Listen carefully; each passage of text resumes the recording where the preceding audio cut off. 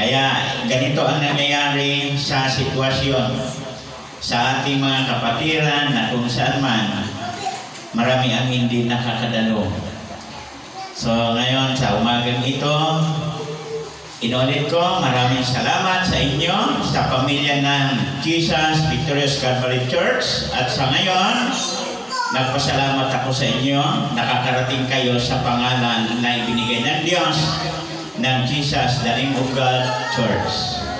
At dahil sa inyo nakapatuloy at nailagay ang pangalan na yan na sa katagalan ng prayer, ng hangarin natin na maisakatuparan at dinggin ng Diyos at naipanganak na o naibigay na sa atin noong July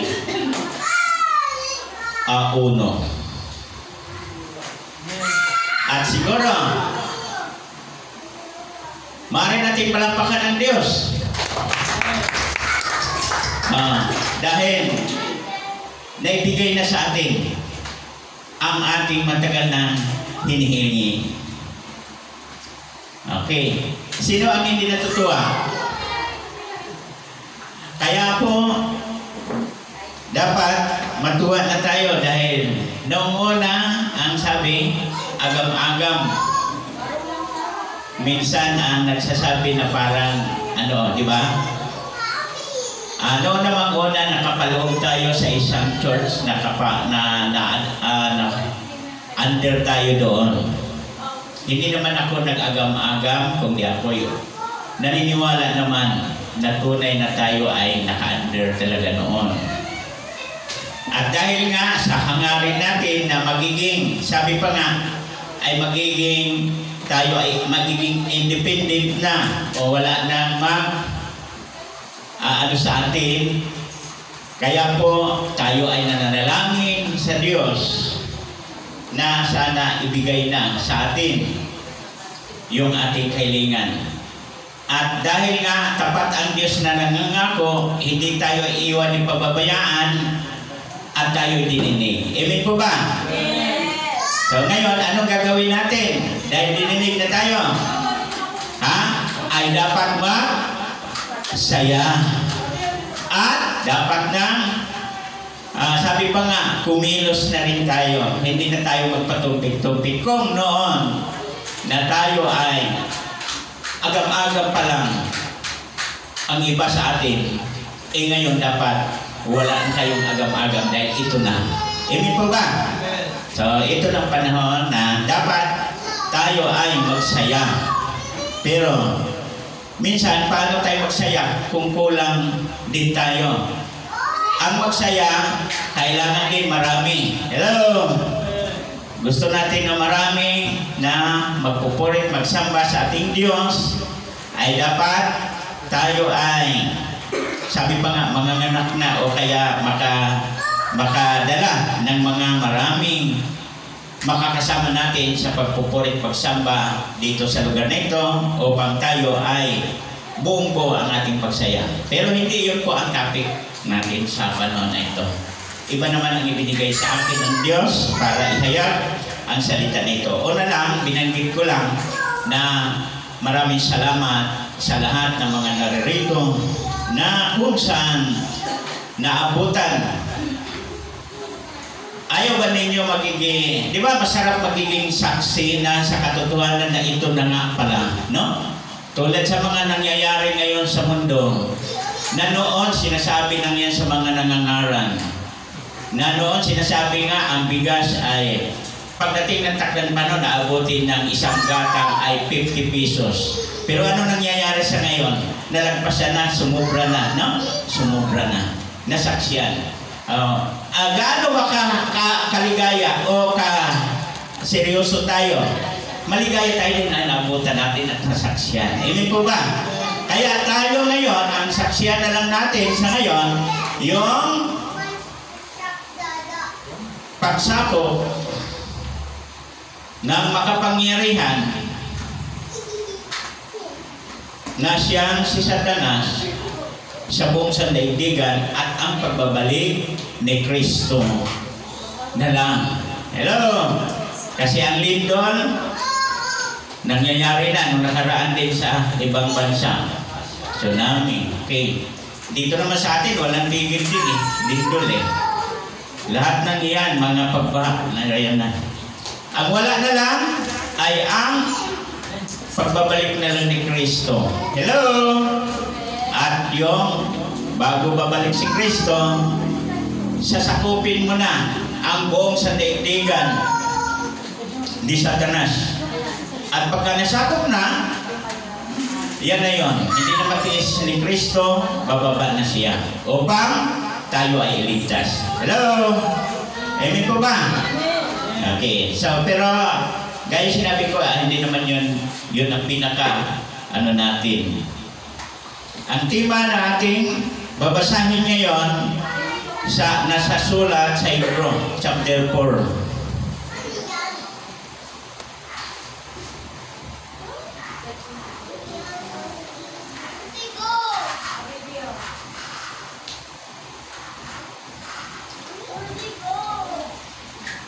Mamaya, tungkol sa ating church, bago tayo magtapos, doon sa paalaala sa lahat ng gawain, doon ko ilahan yung ating, yung pagka-paris na resto na yung ating church.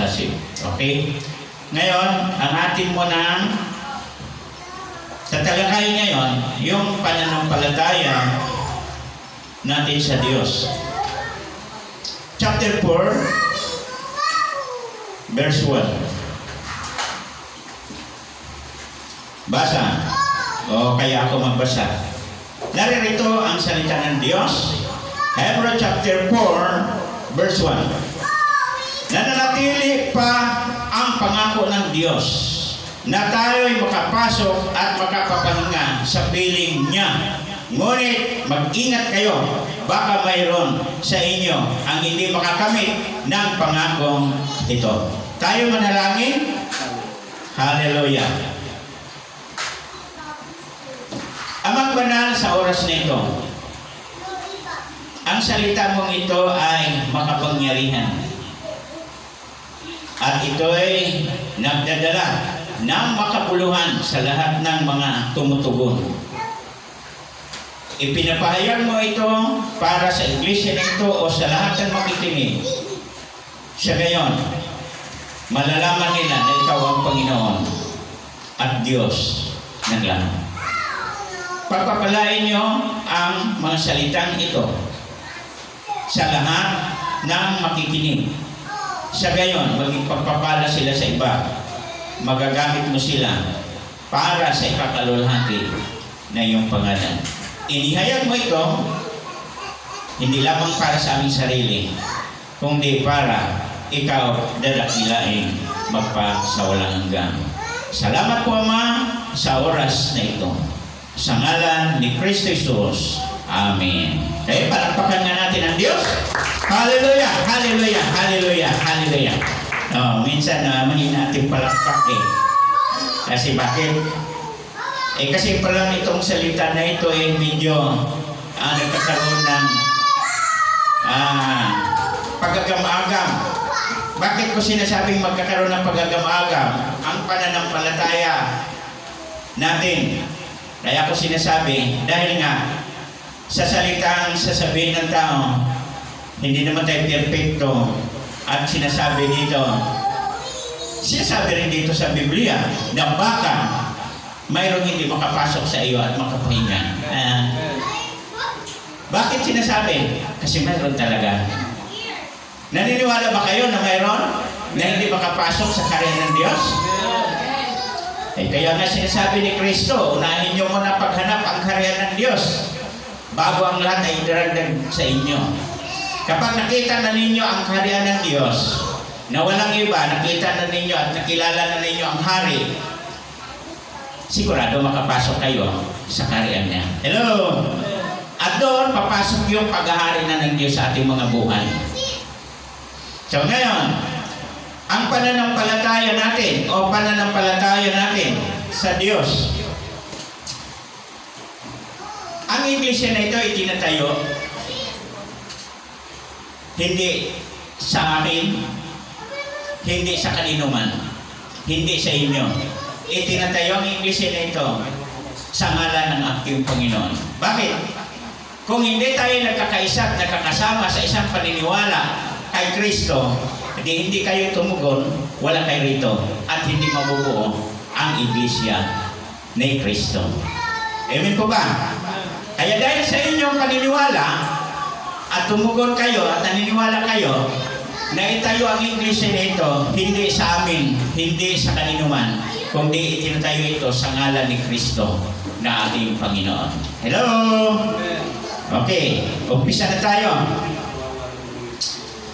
Ang pananampalataya natin, unang-una, ay dapat nakasentro sa salita ng Diyos. Tulad ng ating binasa ngayon, dapat nakasentro ang ating paniniwala at pananampalataya sa salita ng Diyos. Napasimula pa, no? Sa pasimula pa, saan ba talaga nagmumula ang ating pananampalataya? Hindi naman talaga nagmumula sa literal o sa mga material na bagay. Kundi ang tunay talaga na pananampalataya sa salita ng Diyos. Maging si Amang Abraham, maging si Noe, si Moises. Hindi naman talaga nagsisimula ang pananampalataya ng tao sa Diyos ay sa salita ng Diyos. Amen po ba? Kasi doon, kung ating pagbabasihan sa John 1:1 ay naroon nakasulat yun. Kung babasahin natin yan, mamaya ilalahan naman yan kasi sa ating paninindigan dito, ilalahat ko mamaya yan. Magre-report ako at yan ay malalaman ninyo. A statement of faith ay ating nakalagay yan. Kaya hindi biro yun. Ang nakalagay din doon, bababasa ninyo yan. Okay. So ngayon, nagsisimula ang ating pananampalataya hindi sa mga gawa na nakikita. Hindi sa mga ginagawa literal na nakikita, kundi ang pananampalataya sa pamamagitan ng salita ng Diyos. So ngayon, ano nga ba ang salita ng Diyos? Kailangan sa isang tao na naniniwala sa salita ng Diyos ay dapat nakasentro na tumutugon sa salita ng Diyos, sa panawagan ng Diyos nung ikaw ay tinawag o nagpahayag ang Diyos sa iyo. Ang kailangan ay tumugon. Kung ikaw ay nakasentro na sa salita ng Diyos, kapag ikaw ay nakasentro, kailangan ay may pagtugon. Tulad ni Moises, tulad ni Amang Abraham. Si Moises na lang ang ating gawing huwaran din. Maging si Ananias at si Pablo. Babasahin natin ang chapter 7, verse 12 ng Exodo. Chapter 3 ng Exodo, verse 7 hanggang 12. Exodus chapter 3, Basa. verses 7 to 12. Sinabi sa kanya ni Yahweh, nakita kong labis na pinahihirapan ng mga Ehipsyo ang aking bayan. Alam ko ang hirap na kanilang tinitiis at naririnig ko ang kanilang pagdaing. Kaya't bumaba ako upang sila'y iligtas, ilabas sa Ehipto at ihatid sa lupaing mainam, malawak, mayaman at sagana sa lahat ng bagay. Ito'y ang lupain ng mga Kanineo, Heteo, Amoreo, Pariseo, Hebita at Jebuseo. Naririnig ko nga ang pagdaing ng aking bayan at nakikita ko ang pangaaping ginagawa sa kanila ng mga Ehipsyo. Kaya papupuntahin kita sa Paraon upang ilabas mo sa Ehipto ang aking bayang Israel. Sumagot si Moises, sino po ako para humarap sa Paraon at ilabas ang bayang Israel mula sa Ehipto? Huwag kang mag-alala, hindi kita pababayaan at ito ang magiging katibayan na ako ang nagsugo sa iyo. Sa bundok din ito, sasambahin ninyo ako kapag nilabas mo na sa Ehipto ang aking bayan, sabi ng Diyos. Amen. Kita mo? Ano yun? Nakikita ba ni Moises yun? Di ba wala naman siya nakikita? Salita ng Diyos yun. Kaya sa ating pananampalataya, para makasigurado tayo na makakamit sa ating sa pangako ng Diyos, ay kailangan sino mang tinawag na ay dapat tumugon na. Huwag na kayong maghintay na aabutan na lang tayo ng oras ng ating buhay, kukunin na tayo dito. Huwag na tayo, yung sasabihin, ala na sila si pastor, sila naman din ang nag-aaral at na sila naman ang mayroong responsibilidad yan tayo wala. Alam ba ninyo, iba-iba lang ang mga pagkatawag sa atin. Kaya lamang, dapat alamin natin sa salita ng Diyos kung saan tayo tinawag. Amen po ba? Ang problema, kung pipilitin mo na hindi ka nararapat dyan, may mali ka rin. Dapat alamin mo, maigi, mula sa ating Panginoon kung saan ka tinawag. Hello? Amen. Tama ba? Kailangan tayo ay tumugon sa panawagan ng Diyos sa ating mga buhay upang makapasok tayo o makakamit tayo sa pangako ng Diyos na sinasabi niya sa chapter 4 ng libro na baka mayroong hindi makakamit nito. No? Baka. Bakit sinasabi yan? Kasi alam na ng Diyos yan mayroon talagang hindi makakapasok. Bakit? Doon sa Mateo. Di ba? Sa Mateo, chapter 6 yata yun na kung saan marami ang gustong pumasok sa masikip, sa maluang na daan. Ngunit sa masikip na daan ayaw pumasok doon. Kunti lang ang makapasok. Bakit masikip? Kasi ang hirap makadaan doon Marami ang ubaga, tagilid talaga papasok doon sa kaharian ng Diyos. Kaya ang ginagawa ng marami dito na lang sa maluang. Kasi maluang. Hello? Kaya marami ang sa atin na mga mananampalataya na raw, pero naroon pa rin sa daan na maluang, kumikilos dumadaan. Hello? Kaya ang masikip, kaya wala halos dumadaan sa masikip. Kasi ang hirap dumaan dyan. Bakit? Sa mga born-again Christian, pagsalitan born-again Christian, makikita na yung pagbabago sa buhay.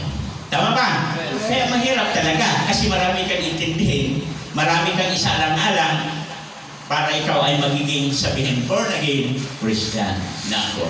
Tama? O kailangan talaga sikapin natin, maigi, siguraduhin. Ang salita na ito ay nais ng Diyos ay masigurado ka, sigurado ako, bilang tagapanguna na itinatalaga rito. Alam ba ninyo, araw-gabi nag-iisip pa rin ako, Panginoon, napakahirap. Tulad ni Moises. Alam niyo, si Moises sinasabi, napakalaking responsibilidad na ito na ibinigay sa akin, hindi ko kakayanin yan. Kaya lang, wala rin akong tigil humingi sa Panginoon. Panginoon, ang hirap nito, hindi ako karapat-dapat. Pero nariyan na. Nagagalit, di ba nagagalit ang Diyos kay Moises? Nariyan na. Di ba nagagalit ang Diyos kay Moises? Kasi puro tanggi pa rin. Kung inyo mababasa na sa Isaiah ni Moises, ayaw pa rin kahit na naroon na. Kahit na pinapangakuan na siya, ay gawin na siya parang Diyos. Pero tumanggi pa rin ang tumanggi. Kaya nagalit sa kanya ang Diyos. Hello? Kaya sa atin, mag-isip na tayo ngayon. Baguhin na natin ang sistema ng ating mga buhay sa ating pananampalataya. Sa gayon, sigurado tayo. Karagdagan pa, sila si Amang Abraham. Di ba si Amang Abraham? Walang tutol, walang reklamo. Agad niya ay tinugon ang Panginoon sa kanyang buhay, ay tumugon siya at nakamit niya ang pangako ng Diyos. Hindi na lang natin siya. Direkta naman tayo sa buhay din ni Ananias at ni Pablo.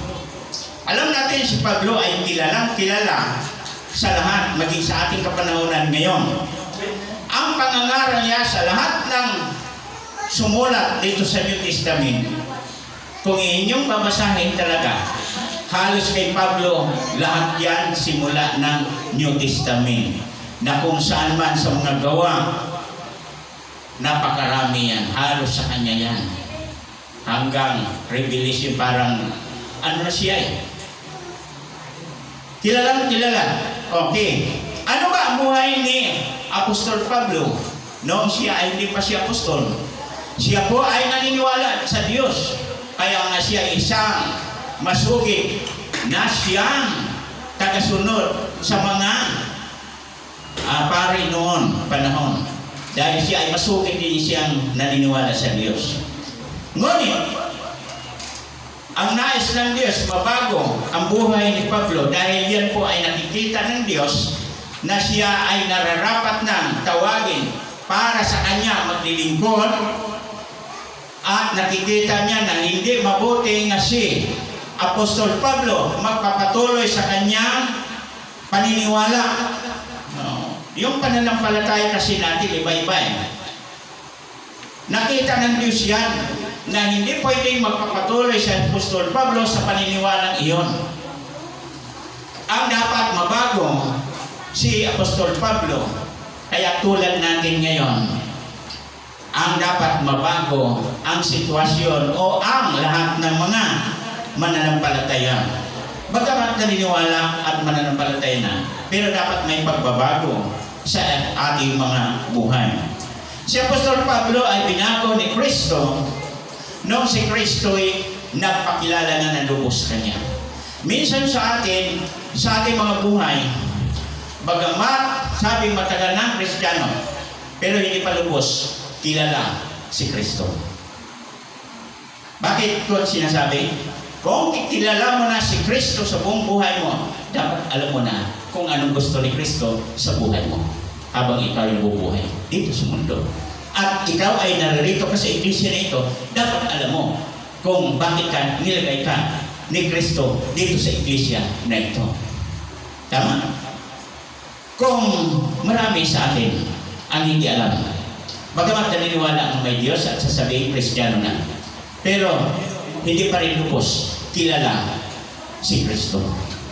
Kaya si Apostol Pablo, kaya si Kristo nagpakilala kay Apostol Pablo, sa gayon, magagamit na niya sa ikakalawhati na niyang pangalan. Chapter 9, tinawag mga gawa. Tinawag si Apostol Pablo at ang ginagamit ng Diyos, ang lingkod niya na tumugon, walang iba kundi si Ananias. Chapter 9 verse 10 hanggang 17. Basa. Gawa 9, chapter 10 to 7, chapter 9 verses 10 to 17. Sa Damasco naman ay may isang alagad na ang pangalan ay Ananias. Tinawag siya ng Panginoon sa pamamagitan ng isang pangitain. Ananias, ano po iyon, Panginoon? Ito niya. Inutusan siya ng Panginoon, pumunta ka sa kalyeng tinatawag na Tuwid, sa bahay ni Judas, at ipagtanong mo ang isang lalaking taga-Tarso na ang pangalan ay Saulo. Siya ay nananalangin ngayon. Sa isang pangitain, nakita ka niyang pumasok sa kinaroroonan niya at pinatungan mo siya ng kamay upang siya ay makakitang muli. Sumugot si Ananias, Panginoon, marami na pong ang nagbalita sa akin tungkol sa taong ito at tungkol sa mga kasamaang ginawa niya sa inyong mga hinirang sa Jerusalem.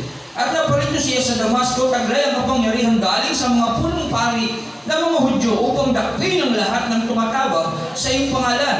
Ngunit sinabi sa kanya ng Panginoon, pumunta ka roon sapagkat pinili ko siya upang ipangaral ang aking pangalan sa mga hintil, sa mga hari at sa mga anak ng Israel. Ipapaunawa ko sa kanya ang lahat ng dapat niyang tiisin, alang-alang sa akin. Pumunta nga si Ananias sa naturang bahay at ipinatong kanyang kamay kay Saulo. Sabi niya, kapatid na Saulo, pinapunta ako rito ng Panginoong Jesus na nagpakita sa iyo sa daan nang ikaw ay pupunta rito. Isinugo niya ako upang muli kang makakita at upang mapuspos ka ng Espiritu Santo. Tapos na. Okay? Malinaw? Naririto, napakalinaw sa mensahe ng Diyos. Dahil sa iyanan niya sa itumugon sa panawagan ng ating Panginoon, kilalang kilala niya ang Panginoon. Hello, kaya siya tumugon. Tama ba? Kaya siya tumugon dahil kilalang kilala niya ang Panginoon. Para sa ngayon, madadakila.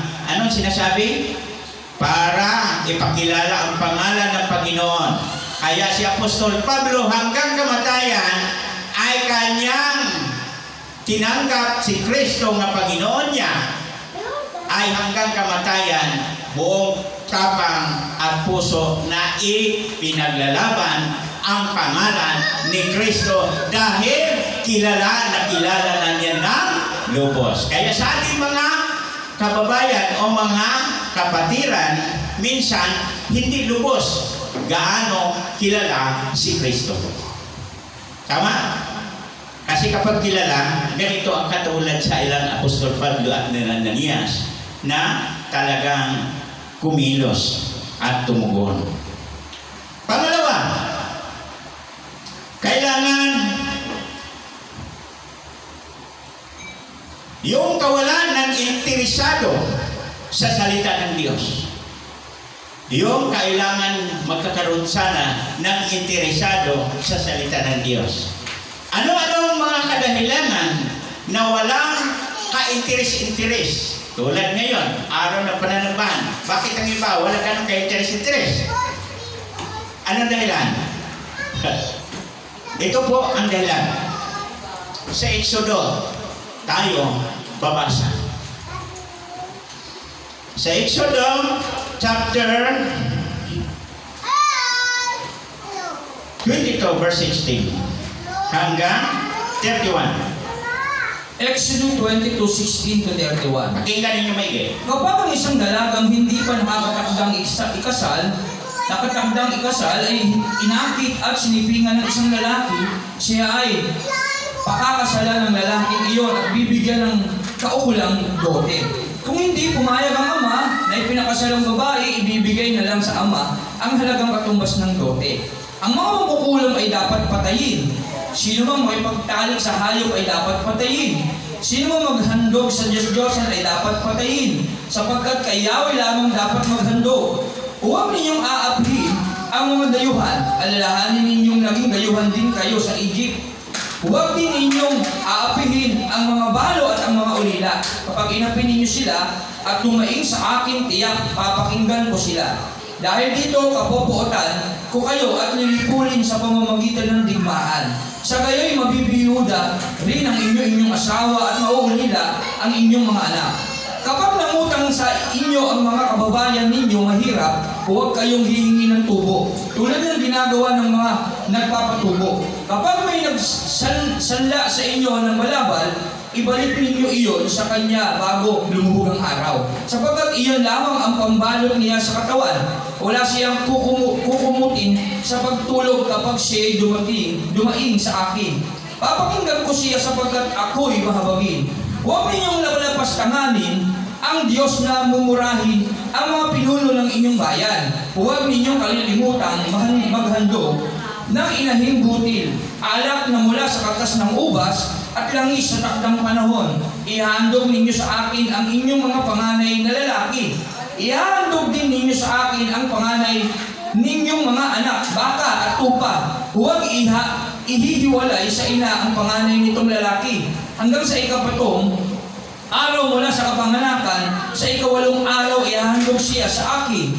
Kayo'y aking bayang pinili, kaya huwag kayong kakain ng karne ng hayop na pinatay ng mabangis na hayop. Ipakain ninyo iyon sa mga aso. Amen. Tingnan nyo saan nagkakaroon ng kawalan ng interesado ang mga tao sa salita ng Diyos? Ha? Dahil ang iniisip ay napakahirap. Kaya yun ang sinasabi, mahirap talaga makakamit nito eh. Isipin mo naman yan eh. Ang iniisip, itinatanim na doon na ganyan. Kasi sa Old Testament, yan talaga. Napakahirap talaga makakamit ng buhay na walang hanggan. Napakahirap talaga pumasok sa kaharian ng Diyos. Dahil kapag hindi ka pinagarian ng Diyos, yung lahat ng mga sinasabi, hindi talaga ka interesado. Wala ka talagang ka-interes-interes. Yan ang dahilan kung bakit marami sa atin ang mga walang interes na.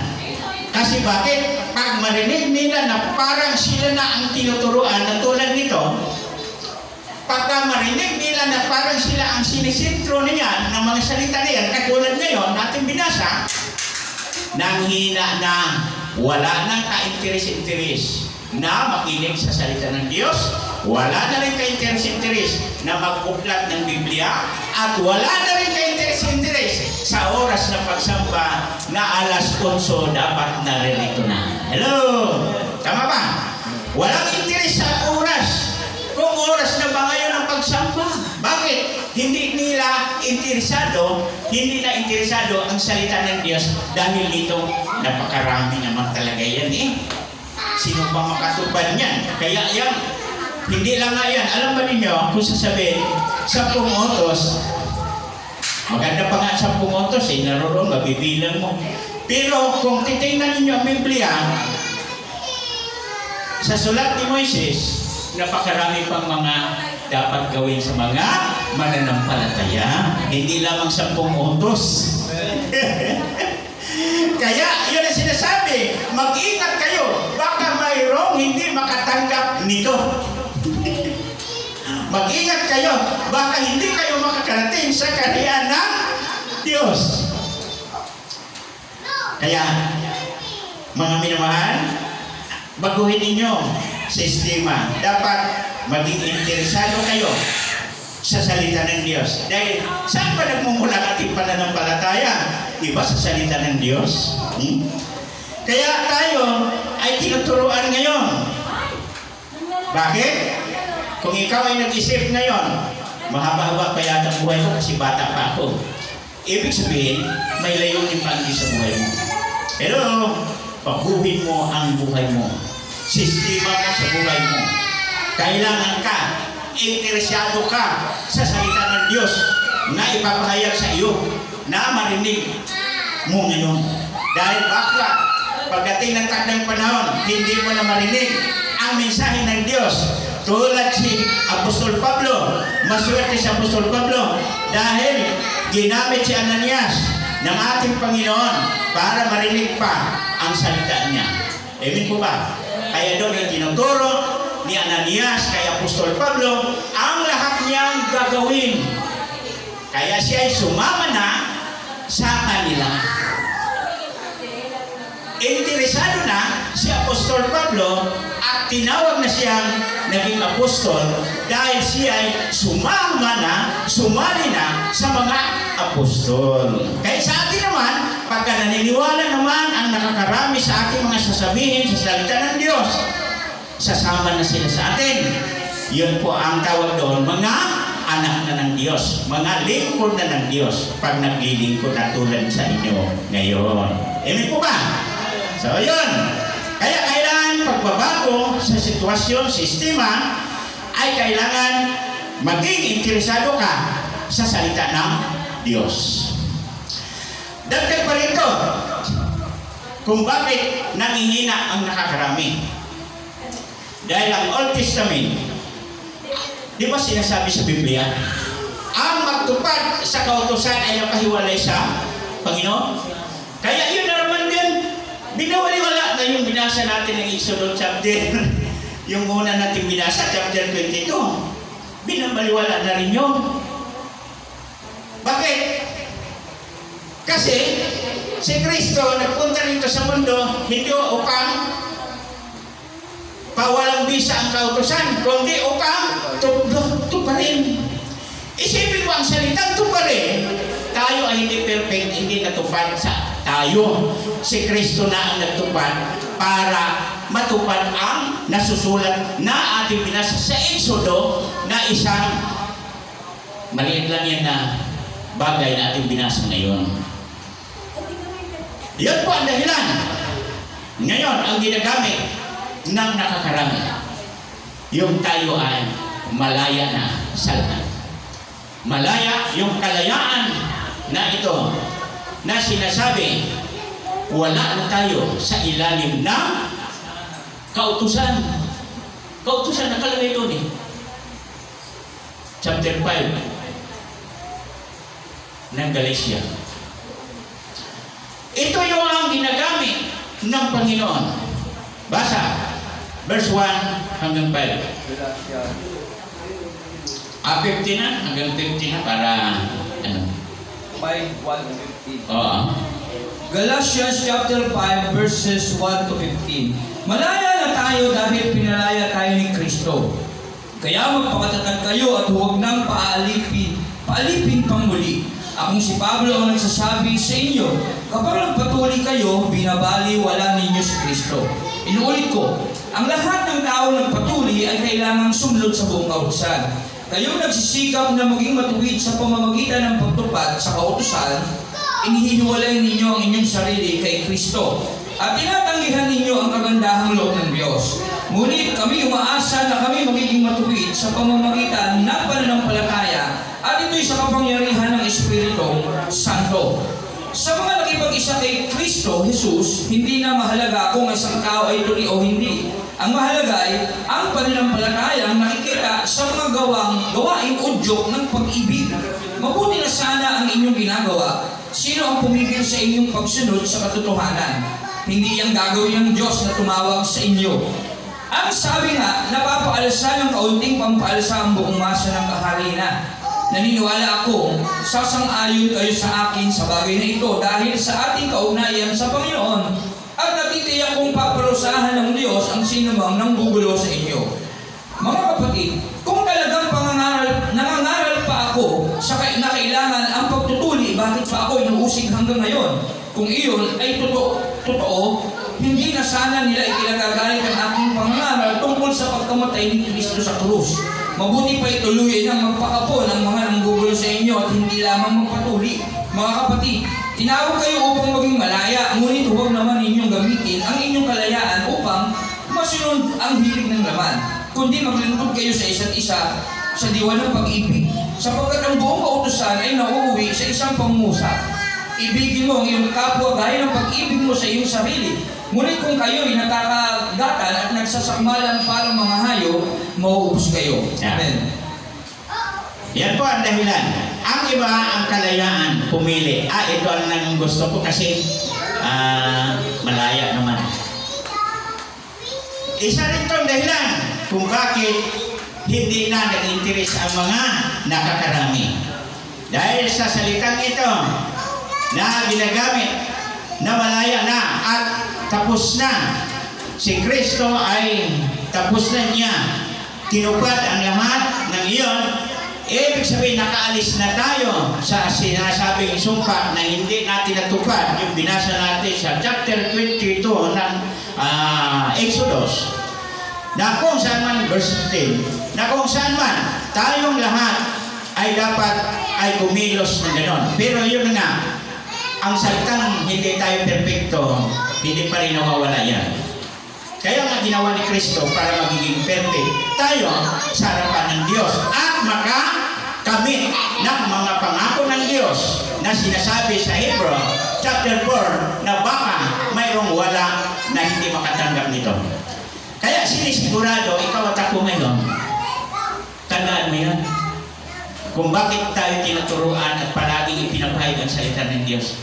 Sinisigurado lamang ng Diyos na ikaw ay makatanggap sa kanyang pangako. Hello? Hello?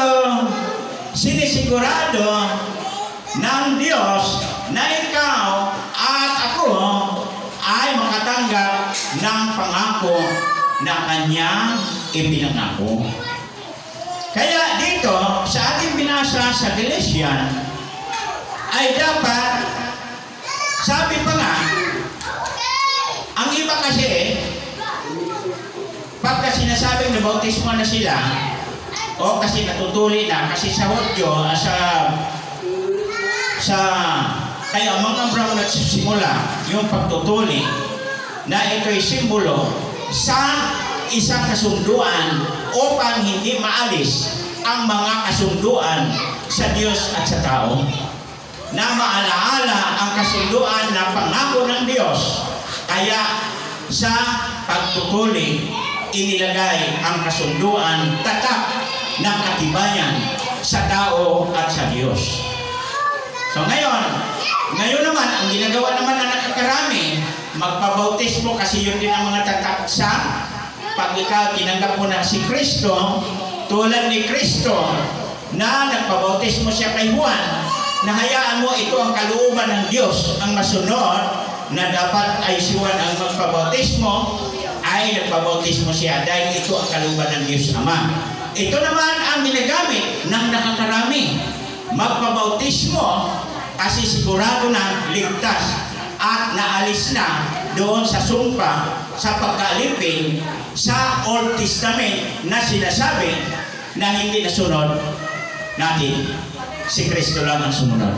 So kalayaan, nagkakamali na naman, na dapat isipin natin na hindi natin dapat gamitin ang mga iyon, na magpabautismo ka kasi kasiguraduhan makakakamit ka sa pangako ng Diyos. Hindi. Ano sinasabi ni Pablo? Hindi na mahalaga na ikaw ay hindi na bautismuhan, hindi na mahalaga kung ikaw ay hindi na tuli, ang sabi ni Apostol Pablo. Sa atin naman, ang kailangan lang na ang sabi ni Apostol Pablo, ang mahalaga na nampalataya ka kay Kristo na Panginoon at tagapagligtas mo. Hello?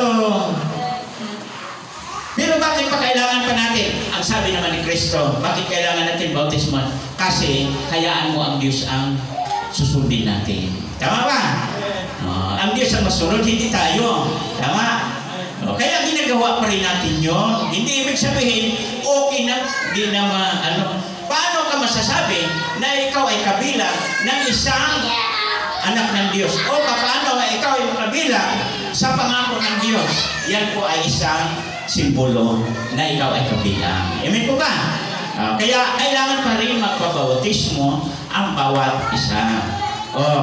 Bagamat sinasabi ni Apostol Pablo, hindi na mahalaga tuli ka man o hindi tuli, ang mahalaga naniniwala ka.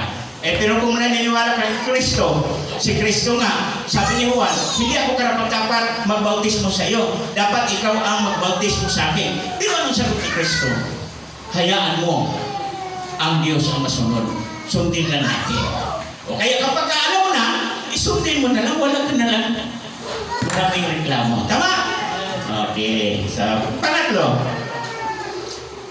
babala sa lahat ng nagsasabing ang Diyos ay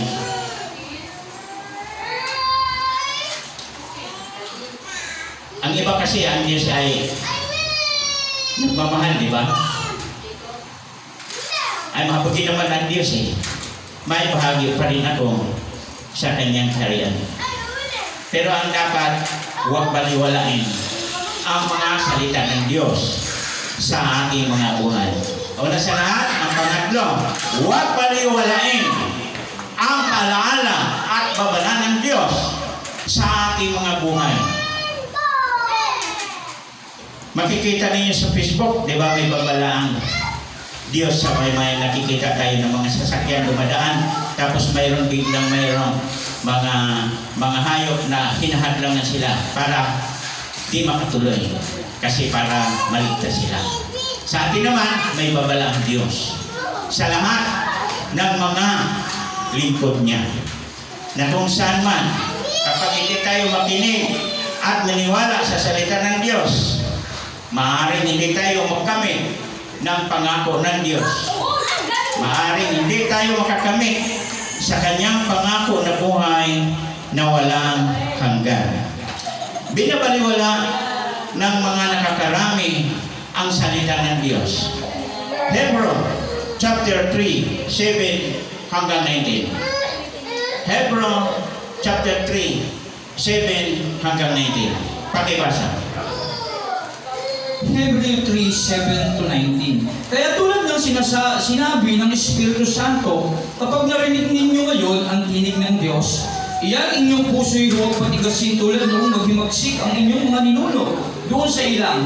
Nang subukin nila ako ang tinukso doon, sinubok ng iyong magulang, bagamat nakita nila ang mga ginawa ko sa loob ng 40 taon. Kaya napot ako sa kanila at sinabi ko, lagi silang lumalayo sa akin. Ang mga utos ko'y ayaw nilang sundin, kaya't nagsagalit ko. Ako ay sumumpang hindi mararating ang lupang pangakong aking inilaan. Mga kapatid, ingatan ninyong huwag maging masama ang sino man sa inyo at mawala ng pananampalataya hanggang sa kanyang kalikuran ang Diyos na buhay. Sa halip, magtulungan kayo araw-araw habang ang panahon ay matatawag pa ngayon, upang walang sinong madaya sa inyo at maging alipin ng kasalanan, sapagkat tayong lahat ay kasama ni Kristo sa gawain.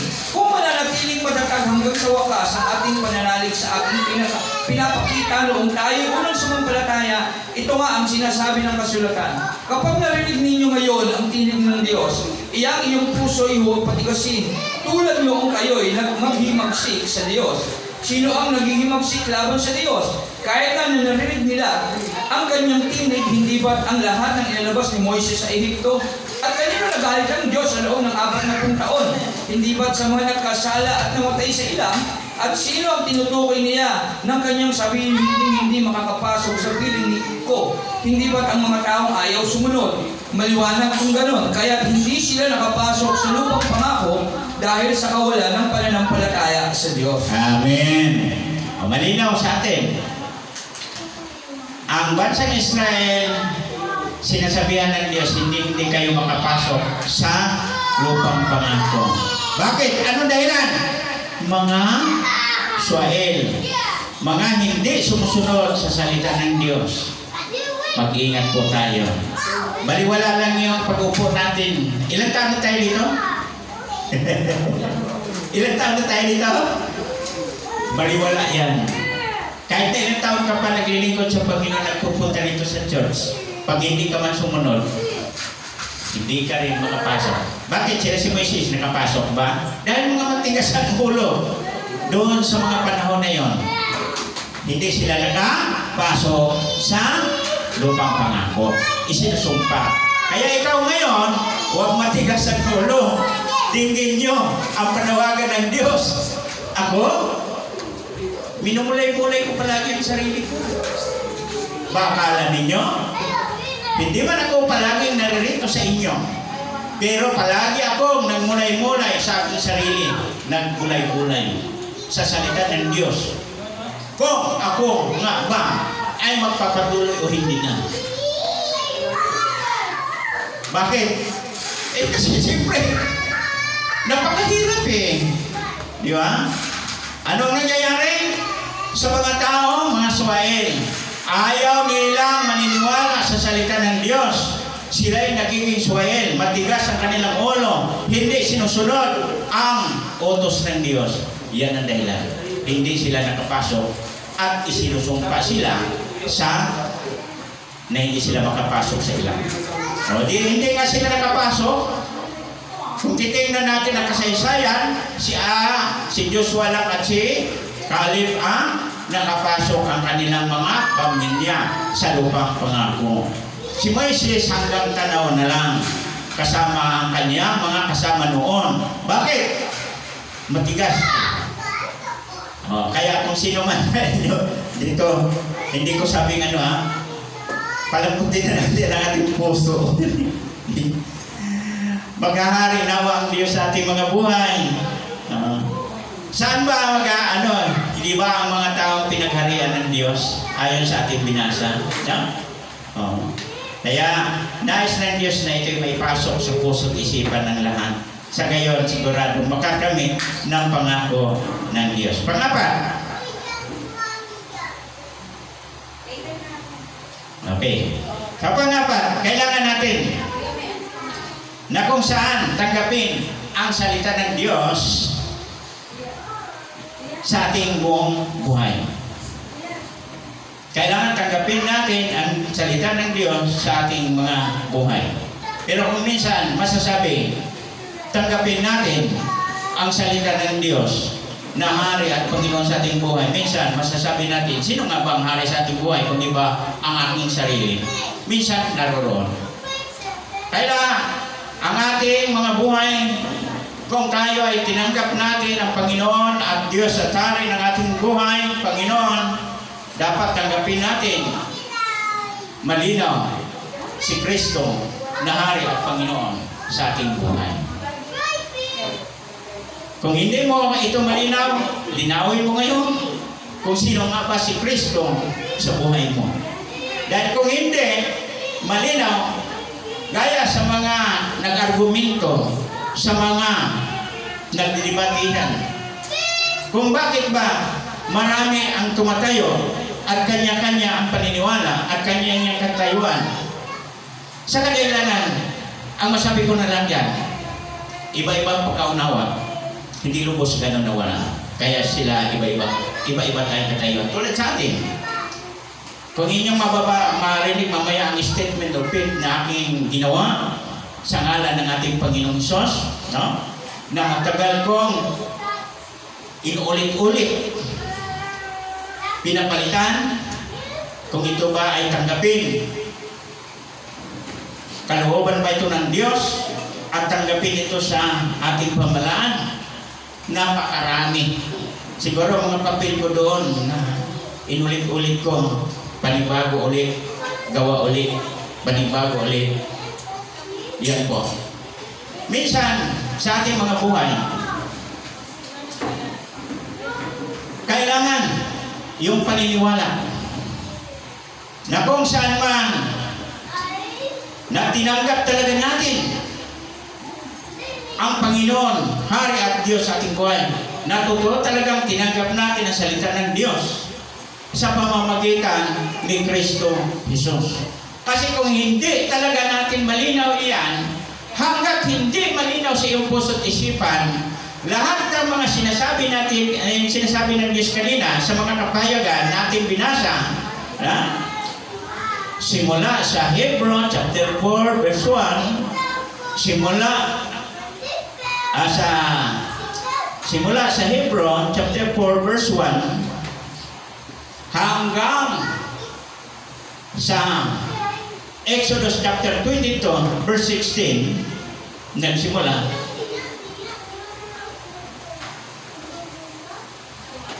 Yan po ay hindi natin makakamit. Pag hindi natin maunawaan, maintindihan yan lahat, at maging sa pahayag o sa mga gawa, lahat ng iyan baliwala na. Yung ating binanggit kanina sa chapter 3, Exodus 7, pagka hindi rin natin yan maunawaan, yan ang sinasabi ko dito sa pang-apat na kung saan man hindi mo matanggap yan kasi hindi mo lubos na kilala ang iyong Panginoon at tagapagligtas, o kaya hindi mo tinatanggap ang salita ng Diyos. Kailangan mo klaruhin, siguraduhin sa mga panahon na ito. Bakit? Biglang may tsunami kahit na narito tayo sa bundok. Hindi natin umapa ang tubig. Bigla lang tayong malagot ang hininga. Hindi natin lubos alam ang katotohanan. Walang saysay. Hindi tayo makakamit ng pangako ng Diyos. Makabilang tayo doon sa sinasabing baka mayroong hindi makakamit ito. So, kailangan siguraduhin. Babasahin natin ang ating dapat nakikilalanin at tanggapin sa ating mga buhay. Na si Kristo dapat ang dakilain at kikilalanin na tanging Panginoon at Diyos at tagapagligtas natin, Hari ng mga hari, Panginoon ng Panginoon, ay kailangan malaman natin. Hebrew chapter 2. Hindi. Sorry. Oo, tama. Chapter 2. Hebrew chapter 2, verse 5 to 10. Basa. Hebrew chapter 2 verses 5 to 10. Hindi sa mga anghel pinamahala ng Diyos ang sanlibutang kanyang lilikhain. Ang sanlibutang aming tinutukoy sa halip ay ganito ang sinasabi ayon sa isang bahagi ng kasulatan. Ano ba ang tao upang pahalagaan? O o ang anak ng tao upang iyong pangalagaan? Sa sandaling panahon siya ginawa mong mas mababa kaysa mga anghel, pinuspos mo siya ng dangal at ng luwalhati, at ipinasakop mo sa kanyang paghahari ang lahat ng bagay. Nang ipasakop ng Diyos ang lahat ng bagay sa kapangyarihan ng tao, walang bagay na di pinailalim sa Kanya. Sa kasalukuyan, hindi pa natin nakikita ang napapailalim sa Kanyang kapangyarihan ang lahat ng bagay. Subalit alam natin si Jesus, kahit na sa kaunting panahon, ginawang mas mababa kaysa mga anghel, ay binigyan ng karangalan at kalulhatian dahil sa kanyang kamatayan. Dahil sa kagandahang loob ng Diyos sa atin, niloob niyang si Jesus ay mamatay para sa ating lahat sa pamamagitan ng pagtitiis. Siya ay ginawang ganap ng Diyos at nang sa gayon ay makapagdala siya ng maraming tao patungo sa kaluwalhatiang ito'y dapat lamang gawin ng Diyos, na lumikha at nangangalaga sa lahat ng bagay sapagkat si Jesus ang tagapangunan ng kanilang kaligtasan. Amen. Okay. Paano natin kikilalanin at tanggapin si Kristo na siya ang daan o siya nasa kanya ang kaligtasan? Ito po, sa kanya nakasailalim ang lahat. Nasa kanya ipinailalim ang lahat. Pagka sinasabing lahat, pero hindi sinasabi rin doon na sa ilalim sa kanya pati ang Diyos. Kasi bakit? Kapag yan ay mapaisailalim na sa tao, pati ang Diyos masasako. Kaya ang pangalang Diyos hindi isinasalin doon. Kasi siya ay nagiging tao, kaya pinasailalim bilang tao na si Kristo Hari.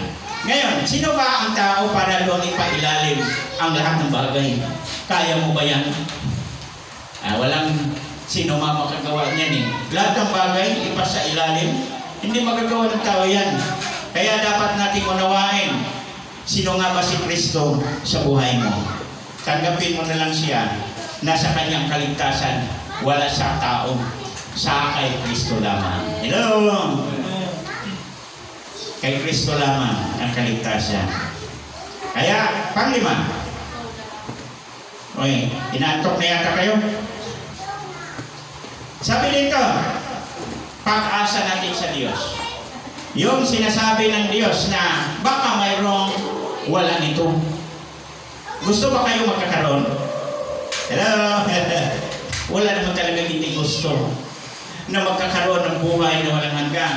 Wala namang sabing hindi gusto. Yun sa mga pangako ng Diyos. Sinong ayaw sa pangako ng Diyos? Di ba wala naman. Gusto talaga sa pangako ng Diyos na makamit ang pangako ng Diyos. Amen po ba? Lahat ay gusto na makamit ang pangako ng Diyos na ito'y inaasahan sa bawat isa. Kaya lang, sa nakakarami, literal, ang gusto ng nakakakarami. Hello? Pangako na hindi kita iwan at pababayaan. Ni susupply, alam ko na ang iyong kailangan. Di ba? Ang kailangan mo ngayon araw-araw, kailangan mo sa pag-aaral, kailangan mo sa lahat ng oras sa iyong pangailangan. Ito po ang hinahanap ng mga tao na nakakarami. Minsan, isipin natin yan ang mga bagay na yan. Alin ba mas mahalaga sa iyo? Buhay mga material o buhay na espiritual? Kung ikaw ngayon, mag-isip-isip ka, saan ka ba talaga nagsisimula sa iyong pananampalataya? Sa material? Kung sa material ka, sabihin ko na lang sa iyo, tapos na. Bakit? Ang buhay mo, hindi rin makakamit. Sabihin ko na lang ng diretso. Kasi, hindi tayo ay nanampalataya sa mayronan. Ang pananampalataya, hindi yung nariyan. Kasi ang pananampalataya, nagmumula sa wala pa. Ang problema, ang lahat ng mananampalataya, to see is to believe, gusto na nariyan. Nung si Kristo dumating na dito sa mundo, hindi tinanggap kahit na nagpakilala na siya. Amen po ba? Yan ang masakit eh. Kaya mga minumahal, kailangan natin, kung siguraduhin mong gusto mong pag-asa, na makamit mo ang pangako ng Diyos, kailangan mo sa pamamagitan ni Kristo lamang.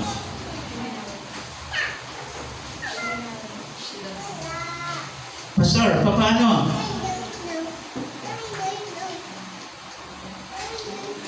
Ilan na itong upuan, pero marami na wala. Bakit? Kasi yung ating binabalangkas simula pa sa pasimula hanggang ngayon, mayroong problema doon. Ha? Mayroong problema doon. Ang nakakarami. Kaya marami ang hindi nakapatuloy sa mga bagay na yan. Dahil simula sa ating binabalangkas, 1, 2, 3, 4, hindi pa to nagiging epektibo at naisabuhay dito sa buhay nila. Amen po ba? Kaya kailangan pa rin sila na makinig dapat. Ang problema sa nakakarami, tuluyan na silang lumakad sa gusto nila, yung salitang kalayaan. Na malaya ako sa gusto kong buhay. Amen po ba? Huwag naman ganon. Ayaw ng Diyos. Bagamat ang kalayaan, sabi ni Apostol Pablo, huwag ninyong gamitin iyan, ang kalayaan na yan, para sa gusto lamang ninyo. Amen po ba? Hallelujah. Ito po ang nais ng Diyos. Na kung saan man, di ba sa Matthew chapter 24 verse 13, ang magpapatuloy hanggang wakas ang siyang maliligtas. Tama ba? Dito naman sa Hebrew chapter 12 verse 1 hanggang 3, encourage na lang sa lahat ng mga nakikinig simula pa sa 1, 2, 3, 4. Encouragement to sa mga nakikinig. Basa. Hebrew chapter 12 verse 1 to 3. Hebreo 12, 1-3. Kaya nga dahil napapaligiran tayo ng napakaraming saksi, talikuran natin ang kasalanan at ang anumang balakid na pumipigil sa atin. Buong tiyaga tayong tumakbo sa paligsahang ating sinalihan. Ituon natin ang ating paningin kay Jesus na siyang pinagmumula ng kabuuan ng ating pananampalataya. Dahil sa kagalakang naghihintay sa Kanya, hindi niya ikinahiya ang mamatay sa krus at siya ngayon nakaupo sa kanan ng trono ng Diyos. Isipin ninyo kung gaano ang tiniis niyang pag-uusig ng mga makasalanan upang hindi kayo manlupaypay o panghinaan ng loob. Amen. Saan kayo nakaton? Ito ninyo ang paningin ninyo kay Kristo. Anong gagawin? Magpapatuloy kayo upang makakamit yung sinasabi sa Hebrew chapter 4 verse 1. Baka mayroong hindi makakamit, magkakaroon ka. Basta nakatuon ka. Basta nagpapatuloy ka. Amen po ba? Makakamit ka dyan. Pangako ng Diyos yan. Pangako ng Diyos yan. Na kung saan magpapatuloy ka. Kung ikaw ay hindi magpapatuloy, tiyak talaga. Pag ikaw ay hindi ka magtsatsaga sa ayuda, pagpila, wala ka talaga. Sorry na lang. Di ba? Ay hindi ka nagtsatsaga nagpila sa ayuda. Anong gagawin? Di wala ka. Ito yun ang masasabi. Wala ka talaga matanggap. Sa atin naman sa Panginoon, kailangan talaga magpapatuloy hanggang wakas na ating buhay upang lubos na hindi tayo masasabihan na wala ka, hindi mo makakamit ang mga bagay ito. Bagos ang masasabi, sigurado makakamit mo ang mga bagay na ito. Pastor, kung ating babalikan yung 1, 2, 3, 4.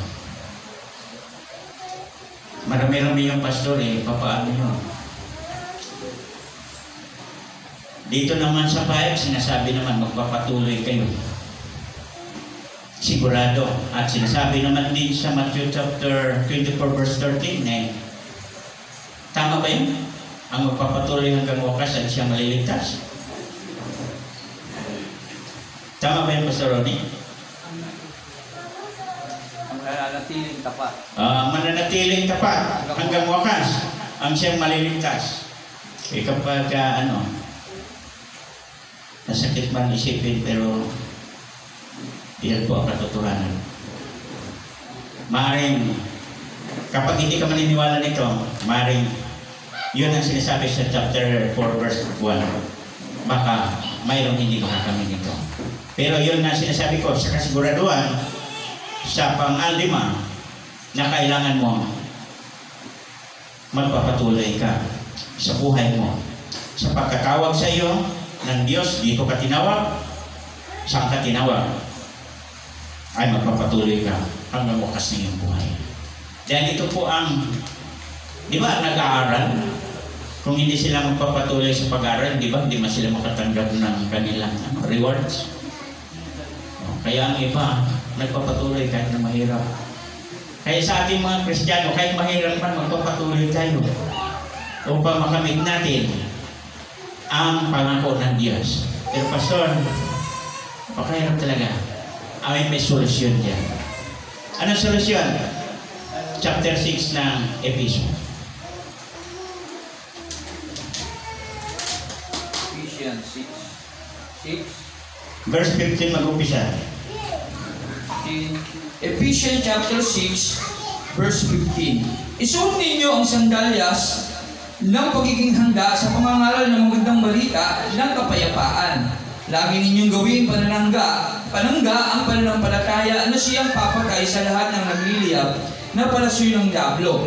Suot ninyo ang helmet ng kaligtasan at gamitin ang tabang ng Espiritu na walang iba kundi ang salita ng Diyos. Ang lahat ng ito'y gawin ninyo na may panalangin at pagsamo. Manalangin kayo sa lahat ng pagkakataon sa patnubay ng Espiritu.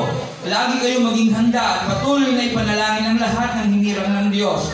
Pinalangin din ninyong ako'y pagkalooban ng gustong pananalita upang buong tapang ko may pahayag ang hiwaga ng magandang balitang ito. Dahil okay, hanggang dyan na. Sa anong paraan? Huwag kayong tumigil sa panalangin, relasyon o pakipag-ugnayan natin sa Diyos. Dahil hindi natin makakamit ang minimiki natin kung tayo po hanggang pakinig lang sa salita ng Diyos, hindi naman tayo nakipag-ugnayan sa Diyos manalangin. Hello? Saan natin mapaglabanan at magtagumpayan? Ang lahat ng ito sa pamamagitan ng pananalangin. Pero ang nakakalungkot, prayer meeting. Mayroon ba? Mayroon ba prayer meeting? Ilan na sumagot? Yun lang po.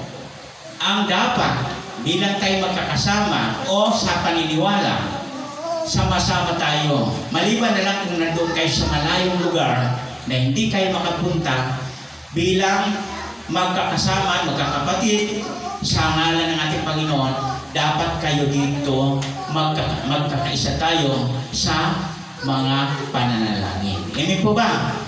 At bukod doon, sa inyong sarili, sa pamamahay ninyo, maraming dapat kayong ipanalangin sa inyong mga sarili, pamilya ninyo, maging sa inyong sarili talaga.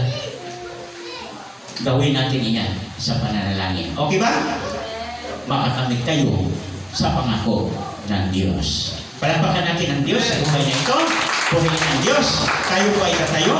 Hallelujah. Parangalan at papurihan natin ang Diyos na banal. Hallelujah. Oh, hallelujah.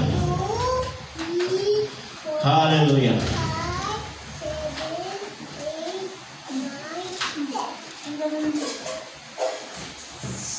Manalangin na rin tayo. Pero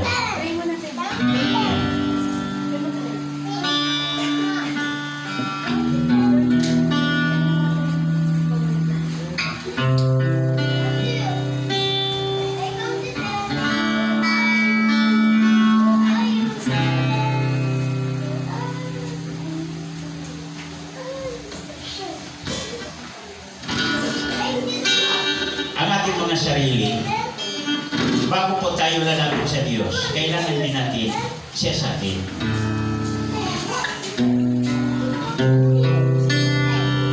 Upang pakinggan tayo, sabi pa nga, bago kayo harap sa Kanya, ayusin mo na ang sarili. You see seven? Sige, tuloy na. Hey, what's going on here? Hey, what's going on here? One. Okay, that's one here. Siya sa atin oras ang puso sa kasalanan nagawa laban sa'yo. Nagtatapat, sumasalo, dumudulog sa harap na banal mong trono. Lumalamig, di man nararapat sa kabanalan mo. Di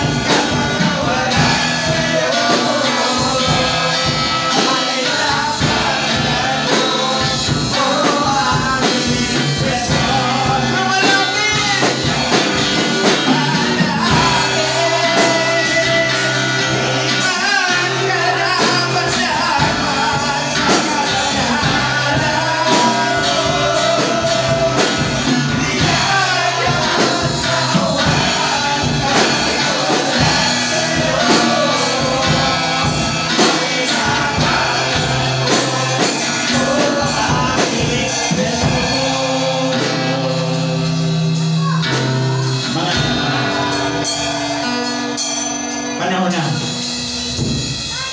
ilapit natin ang ating mga sarili. Lahat tayo ay karapat-dapat sa Kanya. Sa ngalan ni Kristo Jesus tayo maging karapat-dapat. Pero siya sa atin natin ang ating mga buhay. Sa mga panahon na ito, sa darating pa ng mga araw na ating mga buhay, may pagkakataon pa. O nasa lahat, humingi tayo na kapatawaran sa ating mga nagawang kasalanan. Upang maging epektibo ang chapter 6 ng Ephesians, chapter 15, hanggang doon pa sa unahan. Nagawin ninyo sa pamamagitan ng panalangin. Hindi natin kaya baguhin ang ating mga sarili. Ngunit binago tayo dahil ang Diyos ay nagmamahal sa atin. Inulit ko, siya sa atin yun yung mga sarili ngayon. Humingi tayo ng kapatawaran. Ilapit natin ang ating mga kailangan. Siya lamang ang makakatulong.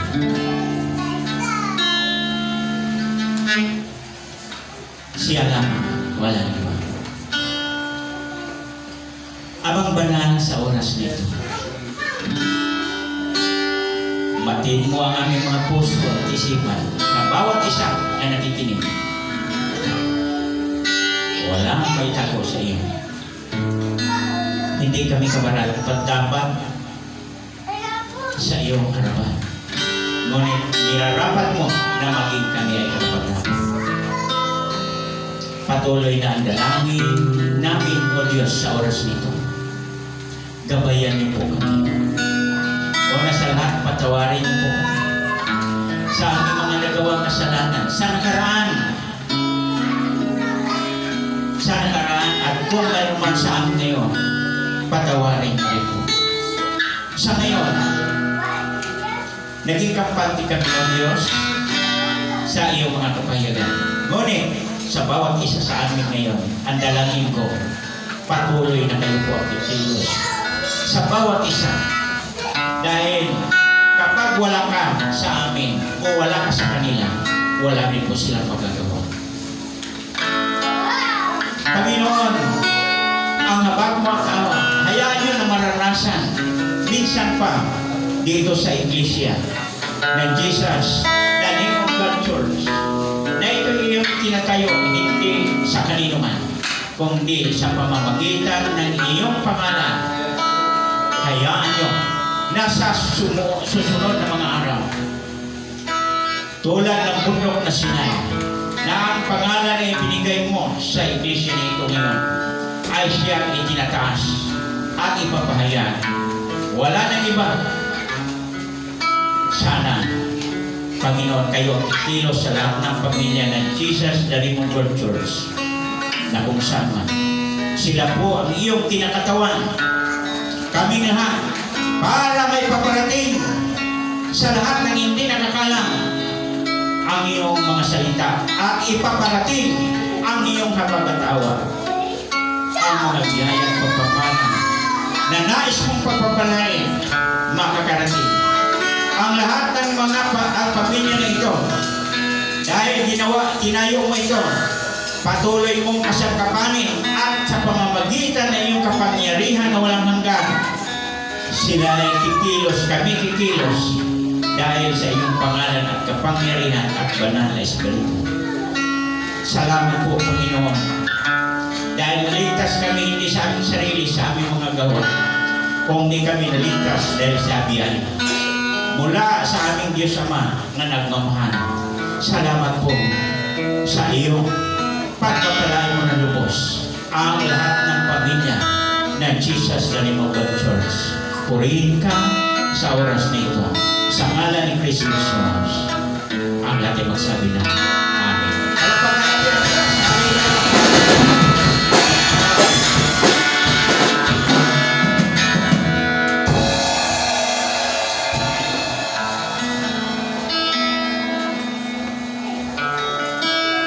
Amen. Purihin ang Diyos. Salamat sa kanyang lahat ng parangal at papuri. Purihin ang Diyos. Yun, salamat sa Panginoon sa buhay ng ating amang pastor, Pastor Frankie Mesa. Kaya sa buhay natin mga kapatid, sabi rito, ulitin ko lang Hebreo 4. Kaya nga habang nananatili ang pangako ng Diyos na tayo'y makakapasok sa piling niya, mag-ingat kayo at baka meron sa inyong hindi makatanggap ng pangakong ito. Kaya tayong mga believers, Christian, ngayon na pakinggan natin ang salita ng Diyos, ang mga pangako ng Diyos sa atin, o ang pangako ng Diyos sa atin, ingatan natin yung ating buhay bilang mga mananampalataya. Okay? Na baka tayong mga narito, kahit na iilan na lang tayo, hindi pa tayo makapasok sa kapahingahan. Amen? Sa piling niya. Okay? Kasi sabi ron, kapag binasa mo lahat, yung Hebreo 4 na ito, talagang isipin natin palagi ating mga buhay. Okay? Sabi ng itong bahagi ng kasultan, bakit? Kasi sabi ng Diyos, sa aklat ng Isaias, hindi nyo naman ako totoong mahal. Mahal nyo lang ako sa pamamagitan ng inyong mga labi. Tama po ba? Karamihan kasi sa atin, kilala lang natin si Jesus, alam lang natin yung ginawa niya sa krus, namatay siya, pero natapos lang doon sa pagkakaalam natin. Hindi natin totoong tinanggap yung pangako ng Diyos. Kaya ang senaryo, hindi natin nakagawa yung mga bagay na kalugod-lugod sa Diyos. Kaya yung Exodo kanina, yung mga kautosan ni Yahweh, hindi natin susunod. Okay? 10 na nga lang, hindi natin masunod, pero marami talagang kautosan. Pero dahil alam ng Diyos na hindi natin kayang sundin yun, dumating siya Alam ni Jesus, alam ng Diyos, pinadala niya sa Jesus, nagkatawang tao, dumating siya para tuparin yun sa cross. Kasi walang sino mang taong kayang sumunod ng kautusan. Kaya nangyari, walang bisa niya ang naunang kasunduan at itinaguyod o establish niya yung bagong kasunduan. At yun yung pangakong tinatawag dito sa Hebreo chapter 4. Na nawa, maintindihan natin itong pangako na ito. Okay, hindi natin kayang gawin. At ano yung pangako na yun? Kung babasahin natin yung Deuteronomy chapter 30, verse 6, para malaman natin ang pangako ng Diyos. Ang sabi dito, babaguhin niya at nilinisin ang inyong mga puso, at gayon din ang inyong mga anak, upang ibigay ninyo siya ng buong katapatan, sa gayoy, mabubuhay kayo ng matagal. Kaya ang Diyos mismo ang magbabago ng ating mga puso at isip. So, ibig sabihin, kikilos ang Diyos sa atin kasi hindi natin kayang sundin yung kautusan na dapat nating sundin. Gumawa siya ng panibagong kasunduan, sa kasunduan na yun, siya na mismo ang gagawa na para baguhin yung ating mga isip at puso. Kaya pupunta tayo ngayon sa Hebreo chapter 8, verse 10. Hebreo chapter 8, verse 10. Sabi rito, ganito ang gagawin kong kasunduan sa bayang Israel. Pagdating ng panahon, sabi ng Panginoon, itatanim ko sa kanilang pag-iisip ang aking mga utos. Ang Diyos mismo ang magtatanim sa isip ng bawat tao sa Israel. O tayong mga tumanggap na ginawang mga anak ng Diyos, kasama na tayo ron ngayon mga hindi. Isusulat ko ito sa kanilang puso at ako ang kanilang magiging Diyos at sila ang aking magiging bayan. 11, hindi na kailangang turuan ang isa't isa at sabihin kilalanin mo ang Panginoon sapagkat ako'y makikilala nilang lahat mula pinakaaba hanggang sa pinakadakila. Sapagkat patatawarin ko sila sa kanilang mga kasalanan at kalilimutan ko na ang kanilang mga kasamaan. Amen? Balikan natin yung 11, hindi na kailangang turuan ang isa't isa at sabihin kilalanin mo ang Panginoon, pero bakit ganun? Kilala mo ang Panginoon pero hanggang ngayon tinuturuan pa rin tayo. Wala yung hindi na kailangan pang turuan. Ano yung isang bagay na kulang sa ating mga ginagawa ngayon, mga magulang, mga kapatid? Hindi kasi natin tinanggap yung pangako ng Diyos. Pinakikinggan lang natin yung salita niya, hindi natin tinatanggap sa ating mga buhay. Pero ano yung dapat natin tanggapin? Yung banal na Espiritu sa ating mga buhay. Amen? Galatians 5:16, yung binasa natin kanina, duduturan natin. Galatians 5:16. Sinasabi ko sa inyo, ang Espiritu ang gawin ninyong patnubay. Kasi binasa natin yung taas niyo kanina eh. Hindi natin pinabas 16. Sinasabi ko sa inyo, ang Espiritu ang gawin ninyong patnubay sa inyong buhay at hindi kayo magiging alipin ng hilig ng laman. Sapagkat ang mga nasa ng laman ay laban sa kalooban ng Espiritu at ang kalooban ng Espiritu ay laban sa mga nasa ng laman. Laging naglalaban ang dalawang ito kaya hindi ninyo magawa ang nais ninyong gawin. Kaya hindi natin magawang sumunod sa Diyos, hindi natin kayang pumunta sa church sa tamang oras, hindi natin kayang pumunta sa mga prayer meetings kasi abla tayo sa mga bagay na kailangan ng ating mga laman.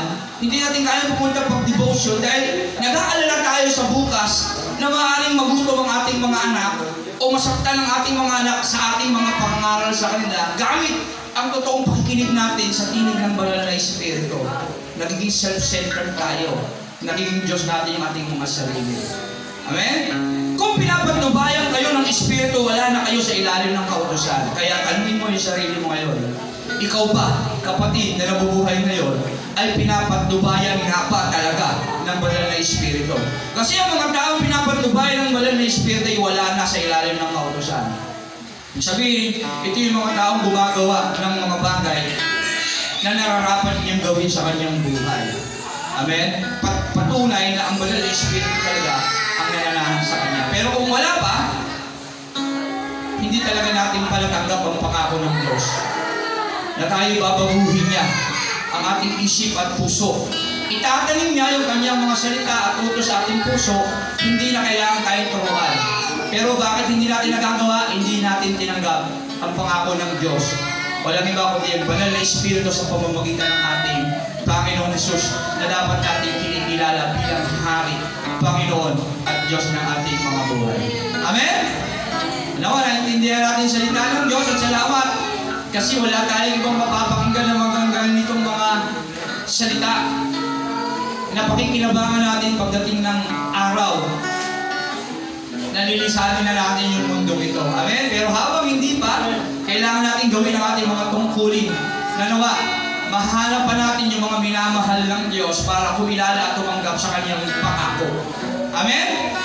Amen po ba? Palakpakan natin ang Panginoon. To God be the glory. Amen?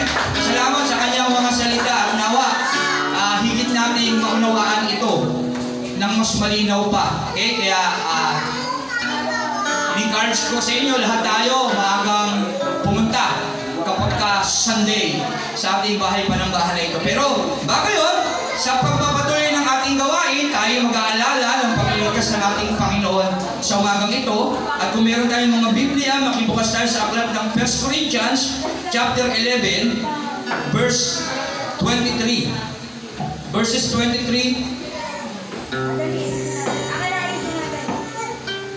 Amen. Okay. At hinihiling ko na ibaba na yung tinapay at ang saro.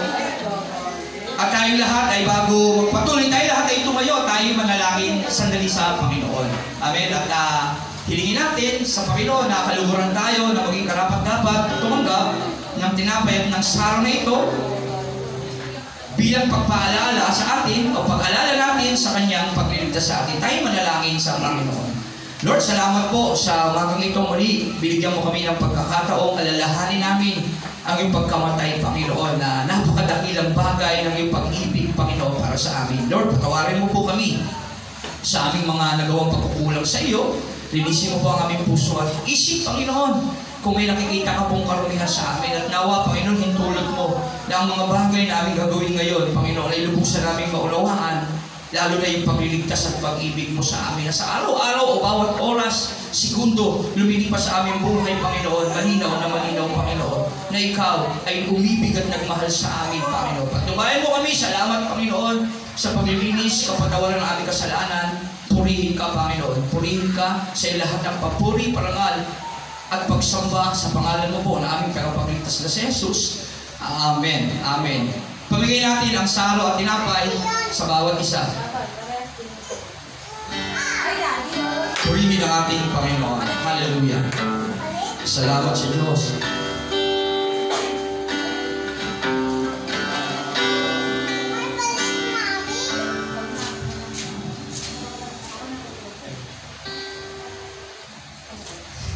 Amen. Purihin ang Diyos.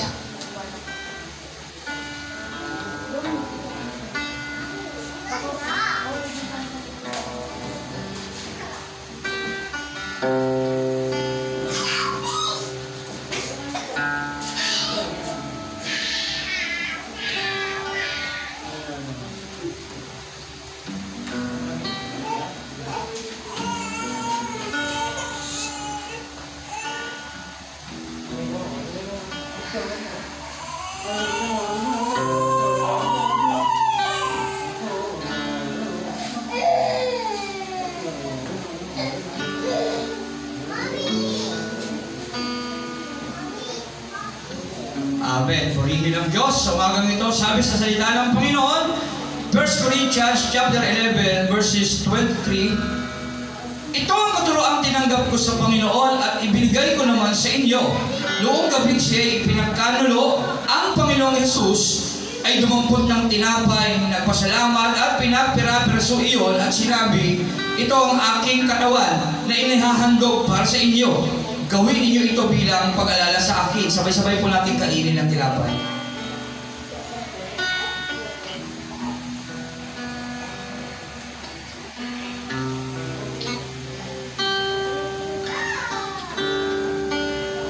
Salamat sa Panginoon. Matapos maghapunan, dumampot din siya ng kopa at sinabi, ang kopang ito ay ang bagong tipan ng Diyos na pinagtibay ng aking dugo. Tuwing iinumin ninyo ito, gawin ninyo ito bilang pag-alala sa akin. Sabay-sabay natin inumin. At tayo'y manalangin. Lord, salamat, Panginoon, sa iyong katawan at dugo, Panginoon, na iyong isinakripisyo sa krus. At ngayon, daladala namin ang iyong pangako, Panginoon. Na pagdating ng panahon, Panginoon, nararanasan namin ang tunay na buhay sa piling mo. Purihin ka, Panginoon. Salamat sa lahat ng kapatawaran ng aming kasalanan at pagtuturo sa amin kung paano kami dapat mabuhay sa mundo. Purihin ka. Sa iyo namin binabalik ang lahat ng parangal at papuri sa pangalan ni Jesus. Amen. Amen. Palapakan natin ang Diyos at pagpalain ng ating Panginoong Jesus. To God be the glory. Amen. Okay. Okay, tawag na tayo sa announcement. Announcement. Ang ating gawain, yan, kapag ka... Ano na tutuloy mo na? Yan. Kapag ka family day, patay ka na.